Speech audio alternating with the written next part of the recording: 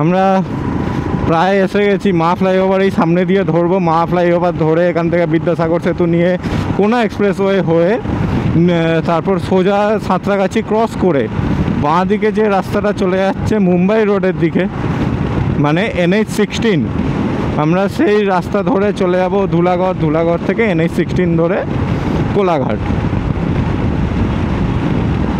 ও এখন মা ফ্লাইওভারের উপরে আছি আমরা। সামনে এটা JW ম্যারিয়ট, তারপর এটা হচ্ছে ITC রয়্যাল বেঙ্গল।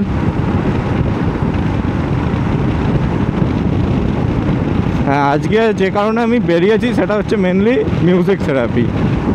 মানে জাস্ট এই হেলমেটের মধ্যে ইন্টারকমে গান শুনতে শুনতে হাইওয়েতে বাইকটা চালাবো।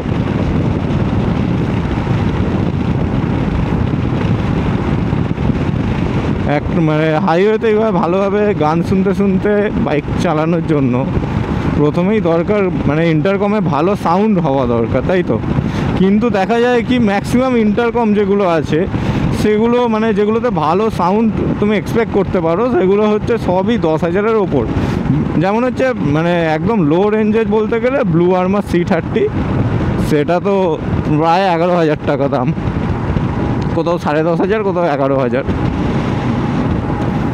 তো সেই 11,000 টাকা দিয়ে ইন্টারকম অ্যাফোর্ড করা মানে অনেকেরই কি বলবো মানে দুঃস্বপ্ন বলতে গেলে। কেউ কেউ এটাকে স্বপ্ন হিসেবে নেয় যে হ্যাঁ একটা 11,000 টাকা দিয়ে ইন্টারকম কিনবো, কিন্তু মানে অনেকে তো এইটা মানে কথাটা ভাবতেও পারে না। তাদের মধ্যে বেসিক্যালি আমিও পড়ি যে ইন্টারকম ভাই 11,000 টাকা দিয়ে আমি ইন্টারকম এই মুহূর্তে আমি কিনতে পারবো না, কারণ আমি হিউজ কিছু রাইড করি না, বা হচ্ছে এই রাইড বা ইউটিউব এই সমস্ত থেকে আমার কোনো আর্নিং সোর্স নেই যে আমি এখানে ইনভেস্ট করব অতগুলো টাকা। তো আমার এতদিন যে ইন্টারকমটা ছিল সেটা যে V6-এর দাম সবাই মোটামুটি জানে, 2800 থেকে 3500-র মধ্যে ঘোরাফেরা করে।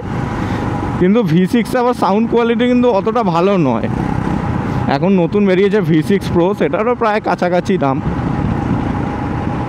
মানে ওই 2800, 3500 এরকম এর মধ্যেই ঘোরাফেরা করে। ওগুলো কিন্তু সাউন্ড কোয়ালিটি অতটা ভালো নয়। কিংবা গাড়ি যেই তোমার 80-র ওপর উঠবে তারপর থেকে দেখা যাবে যে ওই সাউন্ডটা তুমি আর শুনতেই পাচ্ছ না। ঠিক আছে, হাইওয়েতে গান শুনতে শুনতে গাড়ি চালানো এগুলো না ইলিগাল, আমি মানছি, ঠিক আছে। কিন্তু হাইওয়েতে যখন একটা ফাঁকা হাইওয়েতে যাচ্ছ তখন তো মানে তোমাদের বোর্ডম আসবেই, তোমাকে গান শুনতেই হবে, বা কারোর সাথে অ্যাটলিস্ট কথা বলতে বলতে যেতে হবে। সেটা ইন্টারকমের সাহায্যে কথা বলো কি ফোনে কারোর সাথে কথা বলো, সে বাড়িতে আছে তুমি তার সাথে কথা বলতে বলতে আছো।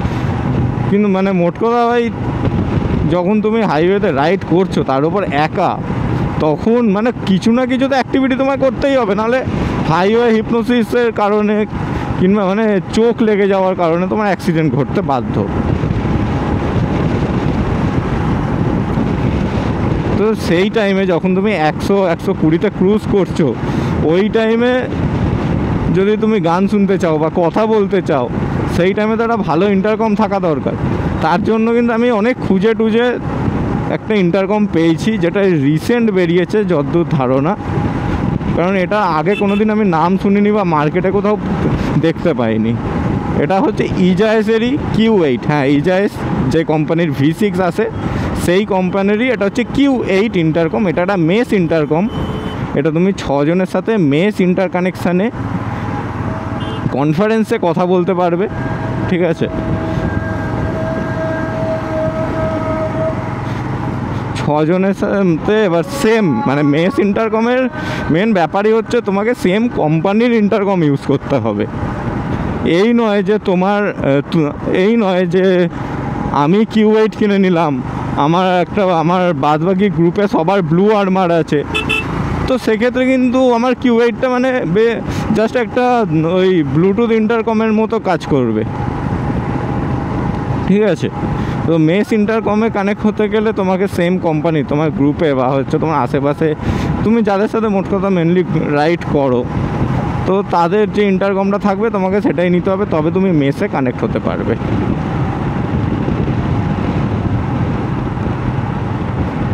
আর যদি মনে করো যে হ্যাঁ একা রাইড করবে, তাহলে আমি বলবো অন্তত ওই কী বলবো, ওই কম মানে V6 নেওয়ার থেকে আমি বলবো তুমি Q8টা নাও, কারণ এটার সাউন্ড কোয়ালিটি মানে মাচ বেটার, অনেক বেটার সাউন্ড কোয়ালিটি। আর ইভেন ব্যাটারি ব্যাকআপও অনেক বেটার। 17 ঘন্টা হচ্ছে ব্লুটুথ কানেকশানে ব্যাটারি ব্যাকআপ দেয়, ঠিক আছে, ওদের ক্লেম। তো অ্যাটলিস্ট 14 ঘন্টা তো এক্সপেক্টেড।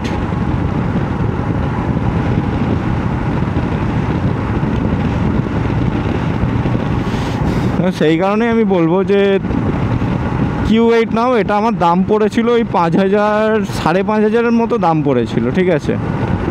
মানে এটার দামও ওই ভ্যারিয়েবলই, সব 5,000 থেকে 6,000-এর মধ্যে এটার দামটাও মানে ঘোরাফেরা করে। কিন্তু এটার যা কানেক্টিভিটি, এটার যা সাউন্ড কোয়ালিটি, মানে এটা একবার তুমি অন্তত না নাও, তোমার যদি দোকানেও যাও, যদি একবার গিয়ে ট্রাইও করো না, এর সাউন্ড কোয়ালিটি, বিশেষ করে যে গানগুলো বেস আছে, হালকা বেস আছে, সেই গানগুলোতে বাজাবে আর V6-এ বাজাবে, তাহলে তুমি তফাৎটা নিজেই বুঝতে পারবে যে কতটা তফাৎ। আর এটাতে মানে এটাতে সুইচ জাস্ট 4খানা সুইচ, একটা হচ্ছে মেন বাটন, একটা হচ্ছে মেস বাটন, একটা ভলিউম আপ, একটা ভলিউম ডাউন। এই 4টে সুইচ দিয়েই যা কাজ হওয়ার হয়।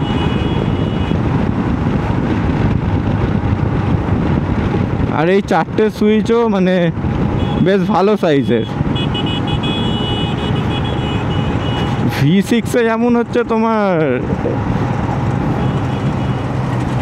V6-এ যেমন হচ্ছে ছোট ছোট বাটনগুলো, তুমি মানে ভলিউম আপ ডাউনের বাটনও বুঝতে পারবে না গ্লাভস পরে থাকলে। এটাতে কিন্তু সেরকম কোনো প্রবলেম নেই, এটা যথেষ্ট ভালো। আর অনেকে ভাবছো যে ব্লুটুথ মানে জাস্ট একটা ব্লুটুথ কিনবে, যেগুলো হেলমেটে যে ব্লুটুথগুলো লাগায়, তো আমি বলবো ওগুলো অন্তত প্লিজ কিনো না। তার চেয়ে ভালো তুমি কদিন ওয়েট করো, ওয়েট করে V6টা অন্তত নাও। Q8 যদি নাও নিতে পারো, অনেকেরই বাজেট ইস্যু হতে পারে, তাহলে আমি বলবো অন্তত V6টা নাও। কারণ একদম যে ব্লুটুথ যেগুলো আছে ওগুলো মানে ওগুলো সাউন্ড কোয়ালিটি খুবই বেকার। ওই যেগুলো হচ্ছে 1000-1500-এ পাওয়া যায়, ওগুলো সাউন্ড কোয়ালিটি সত্যিই বেকার। কারণ এই যে 5,000 টাকা বা 6,000 টাকা যে নিচ্ছে এই Q8-এর জন্য, এটা কিন্তু মানে সবটাই যে একমাত্র শুধু ওই ইন্টারকমের ডিভাইসটার জন্য নিয়েছে সেটা নয়। এর মধ্যে কিছু টাকা তো তারা ইনভেস্ট করেছে অবভিয়াসলি স্পিকার আর মাইকের ওপর। তো সেই কারণেই মাইকের মানে সেই কারণে এর স্পিকারে কিন্তু সাউন্ডও খুব ভালো। আমরা এখন বিদ্যাসাগর সেতুতে অ্যাপ্রোচ করছি। মানে এটা দিয়ে সামনে গিয়ে জাস্ট বাঁদিকে ঘুরবো, বিদ্যাসাগর সেতুর ওপর উঠে পড়বো।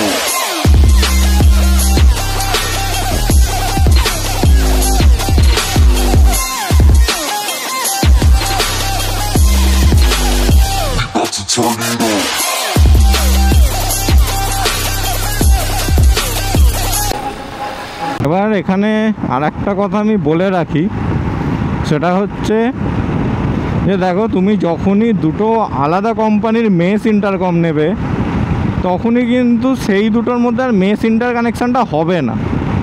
তো তোমাকে তখন দুজনের মধ্যে ব্লুটুথ ইন্টারকমের মাধ্যমে পেয়ার করতে হবে। হ্যাঁ, মেশ ইন্টারকমের মধ্যে দুখানা মোড থাকে, একটা মেশ ইন্টার কমিউনিকেশান আর একটা হচ্ছে ব্লুটুথ ইন্টার কমিউনিকেশান। তো যেহেতু দুটো আলাদা কোম্পানির মেশ হয়ে যাচ্ছে, তখন আর মেশ ইন্টার কমিউনিকেশানটা কাজ করবে না নিজেদের মধ্যে। তখন তুমি ব্লুটুথ ইন্টার কমিউনিকেশান দিয়ে সেটা ইউজ করতে পারবে। হ্যাঁ, আমি এইটাতে ইউজ করে যেটা বুঝেছি যে এটাতে মানে মেশ ইন্টার কমিউনিকেশানের সাথে ব্লুটুথ ইন্টারকম প্যারালালি চলে। ঠিক আছে, মানে তোমরা তো সবাই জানো V6 হচ্ছে ব্লুটুথ ইন্টারকম। তো আমার কাছে একটা ব্লুটুথ ইন্টারকম ছিল আর দুটো হচ্ছে Q8, মানে দুটো হচ্ছে মেশ ইন্টারকম, আমার আর একটা আমার বন্ধুর। তো আমি ওর সাথে মেশ ইন্টারকমে কানেক্ট করেছিলাম, দুটো Q8 মেশ ইন্টারকমে কানেক্ট করেছিলাম, আর তার সাথে আর একটা V6 আমি ব্লুটুথ ইন্টারকমে কানেক্ট করেছিলাম। তো মানে আমি কিন্তু অ্যাট এ টাইম দুজনের সাথেই কথা বলতে পারছিলাম, মানে দুটোতেই আর কি কাজ করছিল। আমি আমার ইন্টারকম থেকে যা কথা বলছিলাম ওই দুটো ইন্টারকমেই সেটা শোনা যাচ্ছিল। আর একটা এইটাতে একটা ভালো ফিচার দেখলাম, সেটা হচ্ছে যে কোনো ব্লুটুথ হেডফোনের সাথেও কিন্তু এটা ইন্টারকমের মতো কানেক্ট হতে পারে। আমি সেটা ট্রাই করেও দেখেছি, আমার ব্লুটুথ হেডফোনের সাথে আমি এটা ইন্টারকমের মতো কানেক্ট করেছি, তো কাজ হচ্ছে। মানে আমি আমার ওই ব্লুটুথ হেডফোনটা দিয়ে যেই কথা বলছি তখন এটাতে শোনা যাচ্ছে, এটা দিয়ে কথা বললে ওটাই শোনা যাচ্ছে। এটা আমি V6টা দিয়েও করে দেখেছি। তোমাদের কাছে কোনো ব্লুটুথ ইন্টারকম থাকলে তুমি সেটা দিয়ে কিন্তু হেডফোনের সাথে একবার কানেক্ট করে দেখতে পারো। আমি V6 দিয়েও করে দেখেছি, V6ও কিন্তু কানেক্ট হয়েছে ব্লুটুথের সাথে, মানে ব্লুটুথ হেডফোনের সাথে। এই আমরা সাঁতরাগাছির পাশ দিয়ে চলে যাচ্ছি।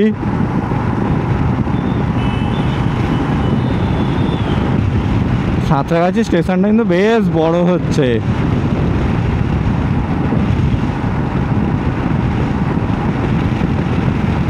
এই সাঁতরাগাছির পাশ দিয়ে বেরিয়ে যাচ্ছি, সামনে গিয়ে রাস্তাটা কিন্তু একটু ন্যারো হয়ে যাচ্ছে, কারণ সামনে মেট্রোর কাজ চলছে।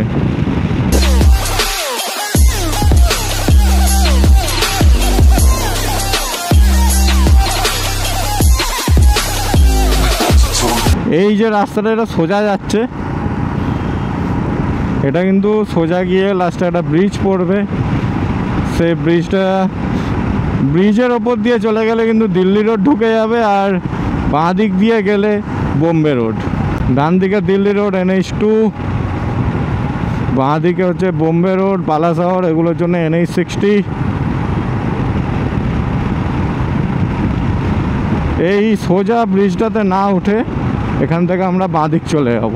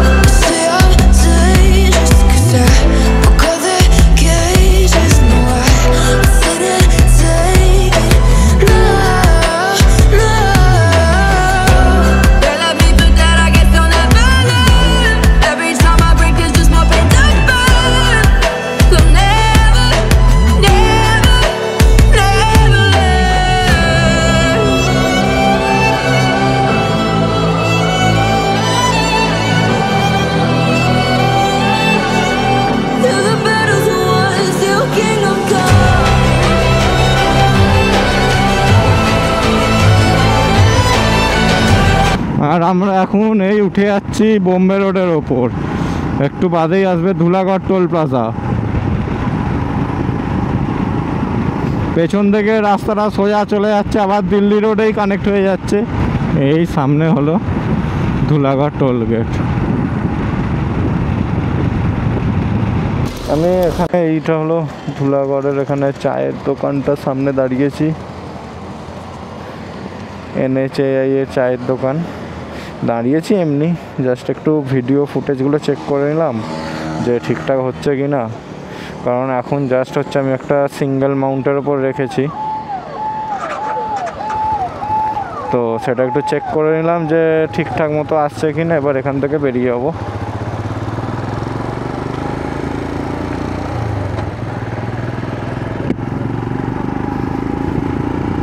এখান থেকে বেরিয়ে প্রথমেই সিগন্যাল পড়বে Ranihati signal. Ranihati signal cross করে বেরিয়ে যাবো আন্দুল, উলুবেড়িয়া এই সমস্ত হয়ে কোলাঘাট।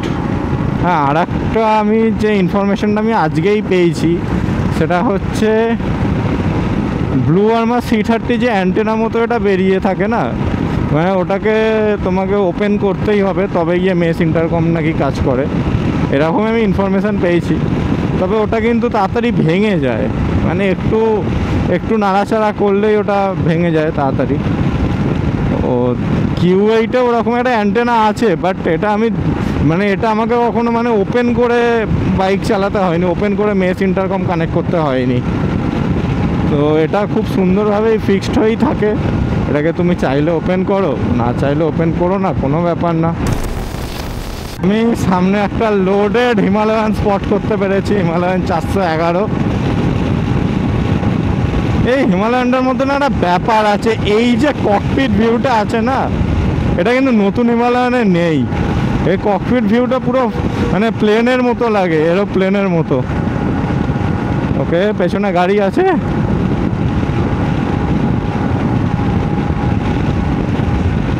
হালকা করে লেফট হয়ে যাব। গাড়িটাকে জায়গা দিতে হবে, নাহলে গাড়িটা আমাকে জায়গা বানিয়ে চলে যেতে পারে। অনেক জায়গা আছে গাড়িটার।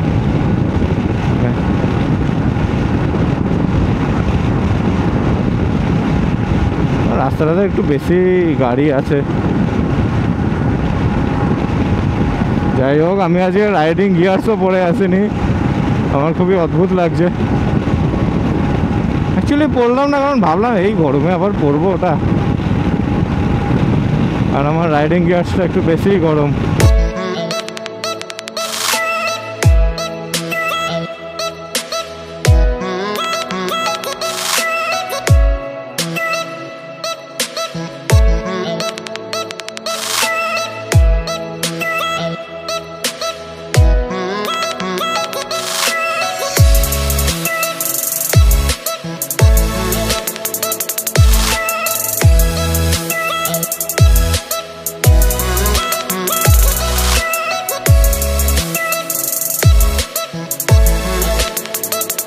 দাদা কিন্তু ফগ লাইটগুলো ঢাকার জন্য খুব ভালো কাজ করেছে। জাস্ট আই গেস এটা একটা পলিথিন নিয়ে জাস্ট ঢেকে দিয়েছে।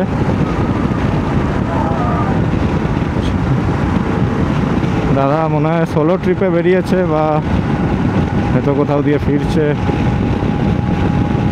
না, বেরিয়েছে যতদূর সম্ভব, WB01 ছিল নাম্বার প্লেট, কলকাতা থেকে যাচ্ছে এখন। All the best. আমি নিজের সোলো ট্রিপের জন্য এখন প্রস্তুতি নিচ্ছি, ওই কারণে আজ একা একা কোলাঘাট যাওয়ার চেষ্টা করছি, তাও ব্লগ করতে করতে। তার রিজন এটাই যে আমি যেখানে যাব সেখানে যাতে আমি ব্লগ করতে করতে ভালোভাবে কথা বলতে বলতে যেতে পারি। তার সাথে হলো, দাদা বললো যে এখন জামশেদপুর যাবে, জামশেদপুরে গিয়ে তার বন্ধুদের সাথে দেখা করে সেখান থেকে লখনৌ যাবে। এরকম তো আমারও ইচ্ছে করে যাওয়ার, অনেক দিন ধরে ভেবে রেখেছি, কিন্তু জানি না সেটা কবে সফল হবে। একদিন না একদিন তো আশা করছি যাব। আমি ভাবিনি যে এই ভর দুপুরবেলা, এখন তো বিকাল 4টে বেজে গেছে, তাও এরকম টাইমে বেরিয়েও যে কোনো রাইডারের সাথে দেখা হবে, সত্যি বেশ ভালো লাগলো। চল, একদিন না একদিন তো যাবোই আশা করছি। আমার চ্যানেলেও এই নিয়ে তো একটা ব্লগ আসবে। ওকে, তো আমি কোলাঘাট যাওয়ার জন্য এত কথা কেন বলছি, তার এটাই কারণ আমি নতুন ভাই ক্যামেরাতে কথা বলতে শিখেছি, ঠিক আছে, বাইক চালাতে চালাতে। ও আমি যে ফার্স্ট যে ব্লগটা করেছি পেলিংয়ে, সেখানে কিছু না হলে আমি হয়তো কদিন ঘুরেছি আমরা, 4-5 দিনে পুরো সারাক্ষণ কথা বলেছি। কিন্তু বাড়িতে এসে যখন ভিডিওটা এডিট করতে বসেছি না, তখন 4-5 দিনের মধ্যে থেকে জাস্ট আমাকে 26 মিনিটের একটা ক্লিপ তুলে নিতে হয়েছিল, ঠিক আছে। পুরো পেলিং ট্যুরের জন্য আমার জাস্ট 26 মিনিটের একটা ক্লিপ এসেছিল। 4 দিন ধরে আমি ভিডিও রেকর্ড করেছি, 4-5 দিন। সেই 4-5 দিন ধরে আমি কথাও বলেছি, তার মধ্যে 26 মিনিটের একটা ক্লিপ আমি নিয়েছি। মানে টোটাল কেটে কুটে 26 মিনিটের ক্লিপ হয়েছে। আর তারপর আর সেই ক্লিপে আমি কথা বলেছি হয়তো টোটাল দেখা যাবে 10 মিনিট খুব বেশি হলে। মানে আমার কথা বলার জায়গাগুলো ওইভাবেই রাখতে হয়েছে। তো আমি সেই জন্য এটা প্র্যাকটিস করার জন্য আমি এখন এটা ব্লগটা বানাচ্ছি কোলাঘাট যাওয়ার, যাতে করে কি মানে আমি যাতে করে কি এরকম লং ট্যুরে গেলে আমাকে যাতে নিজের ভয়েস বেশি কাটতে না হয়। ও নাইস, এটা মনে হয় 600 নিনজা।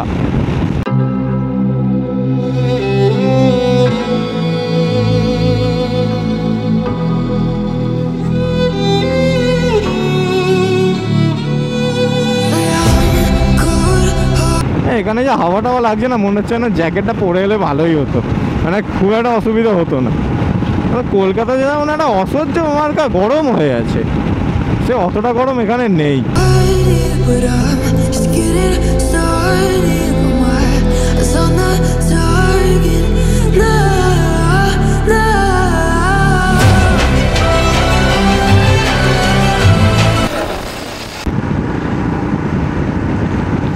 হ্যাঁ, ওই রাইডার দাদা আমাকে একটা কথা বললো, যেমন হচ্ছে সিয়েটে বললো যে এটা একটা প্রবলেমই চাকার, যে মাঝখান থেকে টায়ারটা ক্ষয়ে যায়। ঠিক আছে, দুটো ধার দিয়ে ক্ষয় না, মাঝখান থেকে ক্ষয়ে যায়। এটা আমার পেছনের চাকাতেও সেম প্রবলেমটা হয়েছিল।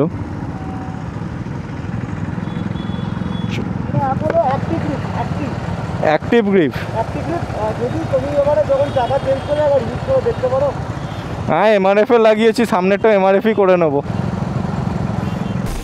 তো দাদা যেটা বললো যে অ্যাপেলোর অ্যাক্টিভ গ্রিপটা লাগাতে, এটা বললো মাইলেজও ভালো দেয়, গ্রিপও ভালো।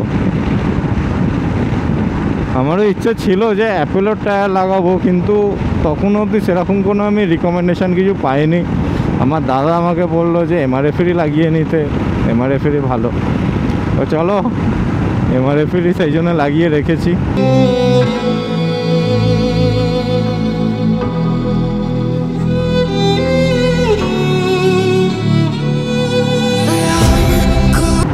অ্যাপোলোর টায়ারটা আমার যা মনে হচ্ছে দেখে একটু চওড়া, কিন্তু এমআরএফের মতো অতটা রাউন্ড হ্যাঁ ভালোই রাউন্ড আছে, তার সাথে একটু চওড়াও, যা মনে হচ্ছে এমআরএফের থেকে চওড়া। কি সুন্দর লাগছে, মনে হচ্ছে না আমি গ্রুপ রাইডে বেরিয়ে পড়েছি।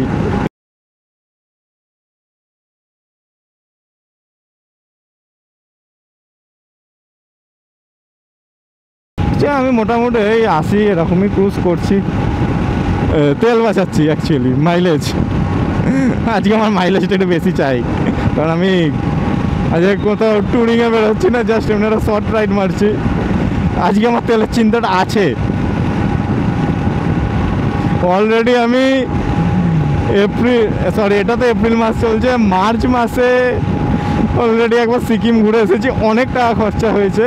আর আশা করছি এই মাসে আমি আর একটা কোথাও যেতে চলেছি সোলো, আশা তো করছি এখনো অবধি। এবার দেখা যাক কি হয়, ভাগ্য কতটা সাথ দেয়।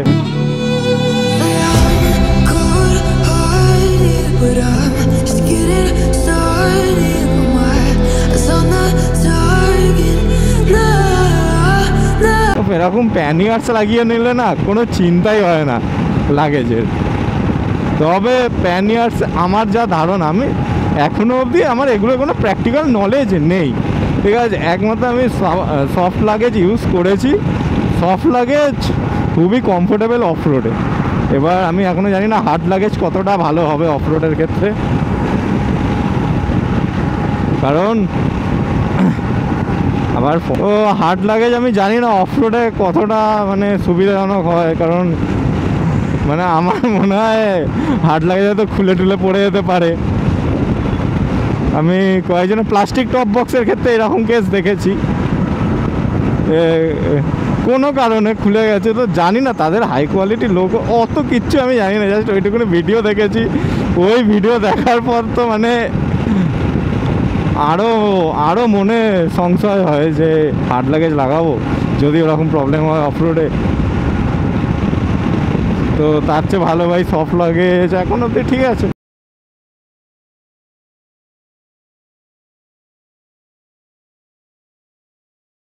এটা গ্রীষ্মকাল, তাই জন্য সূর্যটা একটু এদিক করে আছে, ডান দিক করে আছে।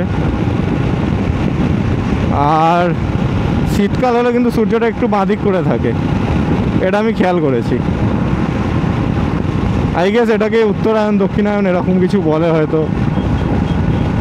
রাইড করতে করতে আমি ভূগোলও পড়িয়ে দিচ্ছি।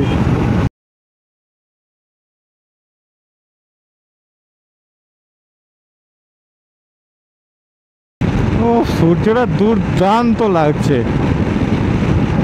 সূর্যটার সামনে হালকা মেঘ, কি সুন্দর দেখাচ্ছে। আমরা প্রায় এসেই গেছি কোলাঘাট, আর হার্ডলি 15 কিলোমিটার মতো হবে, কারণ ওখানে হচ্ছে স্কিপার আর পাইপের ফ্যাক্টরি। হ্যাঁ ওরকমই 10-15 কিলোমিটার মতো আর হবে কোলাঘাট। এইটুকুনি আমি সত্যি বলছি, মানে বাড়িতে মনে হচ্ছিল হয়তো আমি কোলাঘাটটাও এতটা আসতে পারবো না, কি জানি শরীরটা এখন খারাপ করছিল।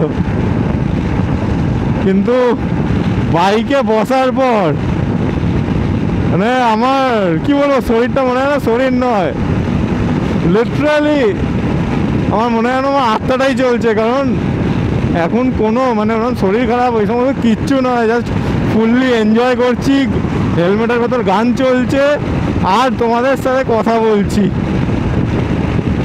তার ওপর তো প্রকৃতির এত সৌন্দর্য, অসাধারণ।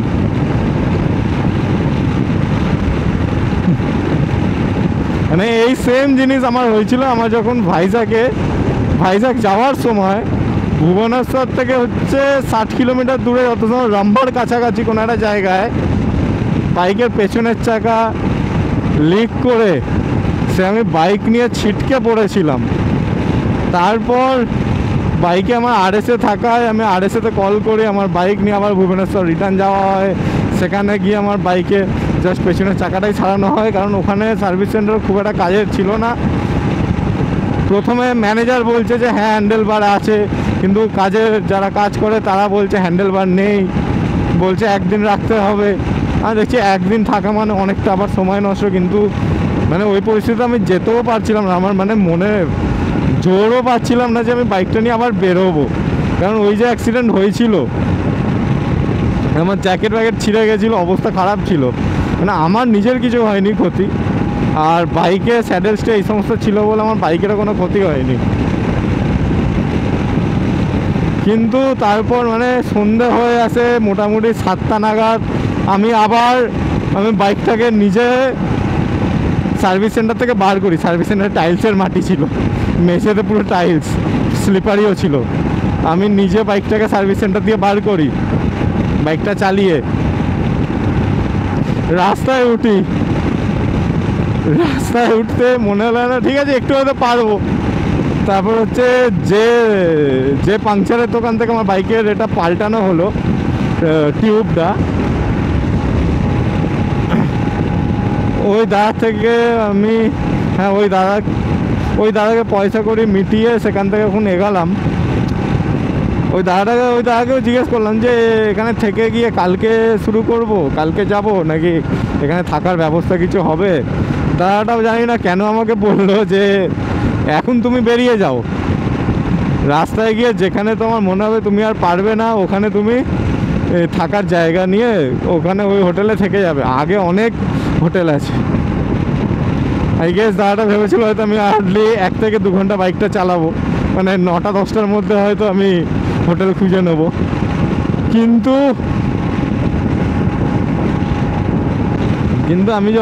আমি যে বাইক ওইভাবে চালাতে থাকি, আমার তো প্রথম 1-1.5 ঘন্টা মনে হচ্ছিল যে সামনে হোটেল থেকে থাকবো। তারপর যে জায়গা আমার অ্যাক্সিডেন্ট হয়েছিল আমি সেই জায়গাটাও ক্রস করলাম। ওইখানে একটা ঠাকুরের মন্দির ছিল, আমি সেখানে একবার নমস্কার করলাম, ক্রস করলাম জায়গাটাও। ওখান দিয়ে ক্রস করতে করতে কখন জানি না রাত 10টা বেজে গেছে। আমি না হঠাৎ করে দেখছি গাড়ির সংখ্যা এত কমে গেছে বলতে গেলে 10-15 মিনিট বাদে একটা করে গাড়ি আসছে। আর দুপাশে জঙ্গল, মাঝখানে এই ডিভাইডারের ওপরও ঘন জঙ্গল, মানে এত ঘন গাছ যে জঙ্গলই মনে হচ্ছে। সে যা অবস্থা, মানে ওই অবস্থায় আমি মানে ওখানে আর ইচ্ছেই করলো না যে থাকতে। আমার মনে হচ্ছে না এইবার আমি আমার রিদমে এসেছি। আমি অলরেডি তখন কিছু না হলেও 14 ঘন্টার ওপর বাইক চালিয়েছি। ওটা আমার লাইফে ফার্স্ট লং জার্নি, ঠিক আছে। আমি 14 ঘন্টা বাইক চালিয়েছি। কি সুন্দর এখানে সবাই দাঁড়িয়ে আছে। আগে আমি এখানে দাঁড়াতাম, ছবি তুলতাম। এখন আর অতটা ইচ্ছা করে না এই সমস্ত জায়গায় দাঁড়াতে। এইটা মনে হচ্ছে বেশি ভালো লাগছে এদিকের থেকে। বিউটি ভাই, দিস ইজ বিউটি। সুন্দর লাগছে ভাই, সুন্দর লাগছে। সূর্যটা কি সুন্দর অস্ত যাচ্ছে। ওকে, আমি যেটা বলছিলাম, হ্যাঁ, আমি ওখানে ওই যে দাঁড়িয়েছি, মানে ওই যে বাইক চালাতে শুরু করেছি, দাঁড়িয়েছি ভুল বলে, ওই যে বাইক চালাচ্ছি মানে 1-1.5 ঘন্টা বাদে আমি তারপর যখন রিয়েলাইজ করলাম যে আমি 10টা বেজে গেছে, চারপাশে মানে জাস্ট জঙ্গল, আর কিছু নেই। গাড়ি আসতে 10-15 মিনিট বাদে আর এরকম চওড়া রাস্তা। আমি তো বাইক নিয়ে টানছি। সেটা পেট্রোল পাম্প পেলাম, ওখানে তেল ভরিয়ে নিলাম, তারপরেও আমি টানছি বাইক নিয়ে। আর কোনো কথা নেই যে থাকবো হ্যান ত্যান এইসব না। টানতে ভাইজ্যাক ঢুকে গেলাম। ভাইজ্যাক ঢুকে যে হোটেলটা বুক করা ছিল ওই হোটেলে গেলাম, গিয়ে ওখানে পৌঁছালাম রাত 2-2:30 নাগাদ পৌঁছালাম। ওখানে পৌঁছে যেভাবে জ্যাকেট ফ্যাকেট ছেড়ে ঘুমোলাম। পরের দিন ঠিক সকাল 7টা নাগাদ আমি উঠে পড়েছি, 7টার মধ্যে উঠে পড়েছি কি না ওখান থেকে আরাকু ভ্যালি যাব। অসাধারণ ছিল আমার ওই ট্রিপটা। এই বাইক নিয়ে লাইফে ফার্স্ট আমার লং রাইডই ছিল ভাইজ্যাক। কথা বলতে কোলাঘাট ক্রস করে, মানে কোলাঘাট এসে গেছি, ডান দিকে শেরি পাঞ্জাবে ঢুকে কিছু খাবো না শুধু চা খাবো ওটাই ভাবছি। ইচ্ছা তো আছে শুধু চা খেয়ে বেরিয়ে যাবো। সামনে একটা থার্ড রক্স।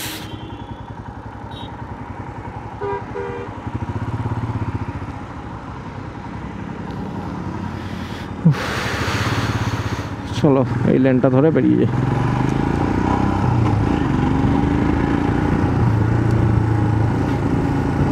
এই শেরি পাঞ্জাবে ঢুকছি সামনে। হ্যাঁ, শেরি পাঞ্জাবে জানি না কেন ওরা মানে বাইক ভেতরে অ্যালাউ করে না।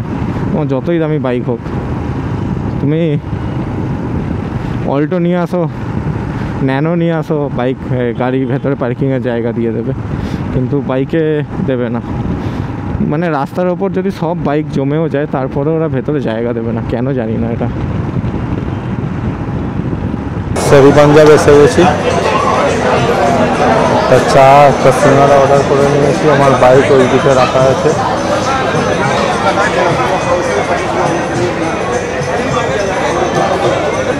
যারা ফিতেওয়ালা জুতো পরে রাইড করো তাদেরকে আমি একটা কথা বলতে চাই যে ফিতেটা যখন বাঁধবে তখন ঠিক এইভাবে বেঁধো, হ্যাঁ, যাতে ফিতের কোনো খোলা অংশ যাতে বাইরেটায় না থাকে। কারণ ওই বাইরে থাকবে ওগুলো লুপ মতো হয়ে থাকবে, তো তখন না এইরকম এই ব্রেক লিভার কিংবা এই যে গিয়ার লিভারে ফেসে যায়। এবার হঠাৎ কোনো এমার্জেন্সি সিচুয়েশানে তুমি যদি ওটা মানে পা নামাতে চাও, তখন যেহেতু জুতোটা ওখানে ফেসে থাকবে, হয়তো সেই মুহূর্তে অ্যাক্সিডেন্টটা হতে পারে। তো সেই কারণেই আমার আর কি বলা যে এরকম মানে ভেতরের দিকে এরকম বেঁধে নেবে, নিয়ে আবার যদি খুব বড় হয়ে থাকে, ঠিক আমারটা যেমন, তো আমি না এই ভেতরে পুরো ঢুকিয়ে নিয়েছি এটা আঙুল দিয়ে। ও যদি টিপসটা পছন্দ হয় তোমরা ইউজ করতে পারো। এটা হলো গাড়ি পার্কিংয়ের জায়গা, ভেতরে শুধু গাড়ি ঢুকতে দেয়, বাইক ঢুকতে দেয় না। তোমার কাছে যত দামি বাইক হোক না কেন ঢুকতে দেবে না। আর মানে শুধু দামের জন্য না, রাস্তা যদি বাইকে ভরেও যায় তাহলে তোমাকে বাইরেই বাইক রাখতে হবে, ভেতরে তো মানে বাইক ঢোকাতে দেয় না।